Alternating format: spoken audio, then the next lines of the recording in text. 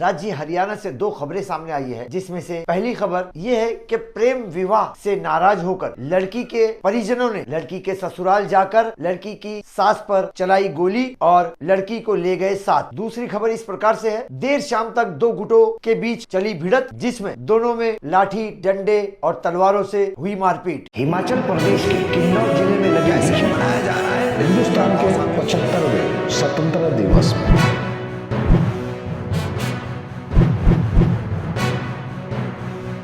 मैं अफराहिम मीर, आज का महानगर में आपका स्वागत है। राज्य हरियाणा के महेंद्रगढ़ जिले से एक वीडियो सामने आया है, जिसमें प्रेम विवाह के कारण लड़की के परिजन नाराज होकर लड़की के ससुराल में पहुंचते हैं और अंधाधुंध गोलियां चलाते हैं, जिसमें से एक गोली लड़की की सास को भी लग जाती है और लड़की को अपने साथ लेकर वहां से चल देते हैं। परंतु पुलिस को सूचना मिलने के बाद पुलिस लड़की को अपराधियों से बचा लेती है, लेकिन आरोपी इस दौरान फरार हो जाते हैं और पुलिस अब केस दर्ज करके इसकी जानकारी जुटा रही है। महेंद्रगढ़ पुलिस के अनुसार 3 माह पहले ही लड़की विवाह करके ससुराल आई थी, परंतु परिजनों की नाराजगी उसको सहनी पड़ी। 2 बोलेरो भरकर लड़की के घर वाले, मामा तथा रिश्तेदार आए और अंधाधुंध फायरिंग की गई, जिसमें एक गोली लड़की की सास को भी लगी है। लड़की की सास सुमन, जिसका नाम बताया जा रहा है, जिसे पुलिस से प्राप्त जानकारी के अनुसार उसके पैर में गोली लगी है, जिसे उपचार के लिए निकट के अस्पताल में भर्ती करवाया गया है। देखिए कि किस प्रकार का उस समय का यह दृश्य था। लड़की के परिजन किस प्रकार से गोली चलाते हुए